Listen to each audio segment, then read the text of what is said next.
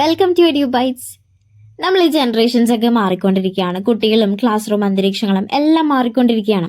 So ഇവിടെ അധ്യാപകർക്ക് ഒരു പുതുമ നൽകുന്നത് അവർ പഠിപ്പിക്കുന്ന രീതികളാണ്.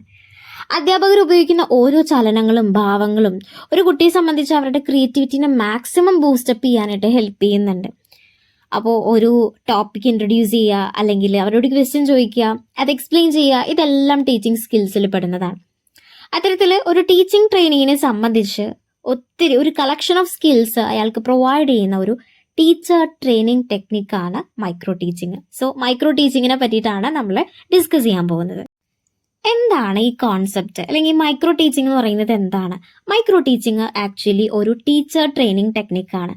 അല്ലാതെ അതൊരു ടീച്ചിങ് ടെക്നിക്കല്ല, അതൊരു ട്രെയിനിങ് ടെക്നിക്കാണ്. എങ്ങനെയാണ് ഒരു ടീച്ചർ ട്രെയിനിയിൽ, അല്ലെങ്കിൽ അത് ഇൻ സർവീസ് ആയിട്ട് ഇരിക്കുന്ന ടീച്ചേഴ്സ് ആയിക്കോട്ടെ, പ്രീ സർവീസ് ആയിട്ട് ചെയ്യുന്ന ടീച്ചേഴ്സ് ആയിക്കോട്ടെ, അവർക്ക് എങ്ങനെയാണ് അവരുടെ സ്കില്ലുകളെ എൻഹാൻസ് ചെയ്യാൻ പറ്റുക, പ്രാക്ടീസ് ചെയ്യാൻ പറ്റുക, അവരുടെ ഇൻസ്ട്രക്ഷണൽ സ്കിൽസിനെ എൻഹാൻസ് ചെയ്യാൻ പറ്റുക, അങ്ങനെ അവരുടെ കോൺഫിഡൻസ് ലെവൽ ഒന്നും കൂടി ഒന്ന് അപ്ഗ്രേഡ് ചെയ്യുന്ന ഒരു പെർട്ടിക്കുലർ ടൈപ്പ് ഓഫ് ഒരു ട്രെയിനിങ് ടെക്നിക്കാണ് നമ്മുടെ മൈക്രോ ടീച്ചിങ് എന്ന് പറയുന്നത്.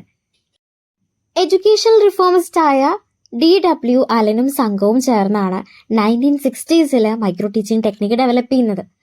അപ്പോൾ അദ്ദേഹമാണ് ഫാദർ ഓഫ് മൈക്രോ ടീച്ചിങ് എന്ന് അറിയപ്പെടുന്നത്.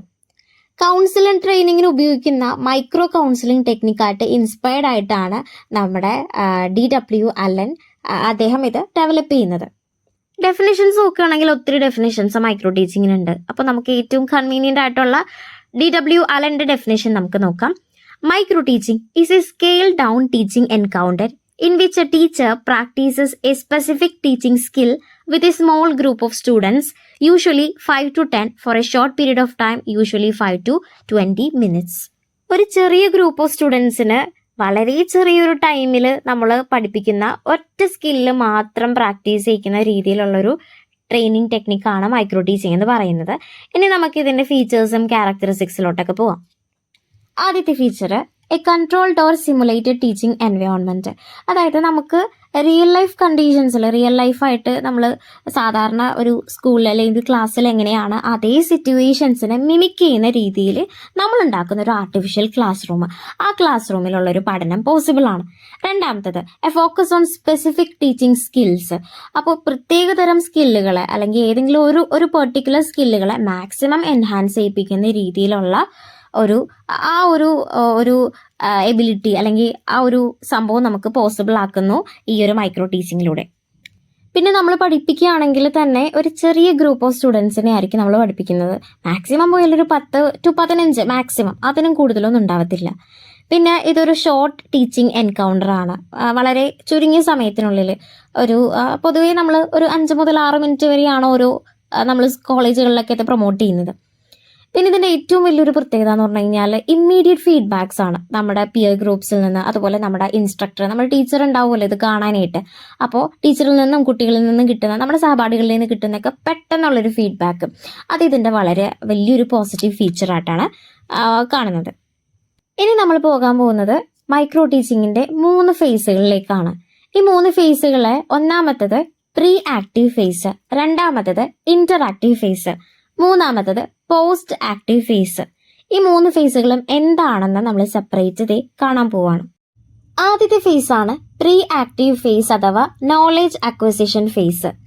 Observe the demonstration of a skill, analyse and discuss the demonstration. അതായത് ഈ ഫേസിൽ ഉദ്ദേശിക്കുന്നതെന്ന് വെച്ച് കഴിഞ്ഞാൽ ഒരു ടീച്ചർ എങ്ങനെയാണ് കുട്ടികൾക്ക് ക്ലാസ് എടുക്കുന്നത്, ആദ്യം നമുക്ക് അതിനെപ്പറ്റി ധാരണ വേണമല്ലോ.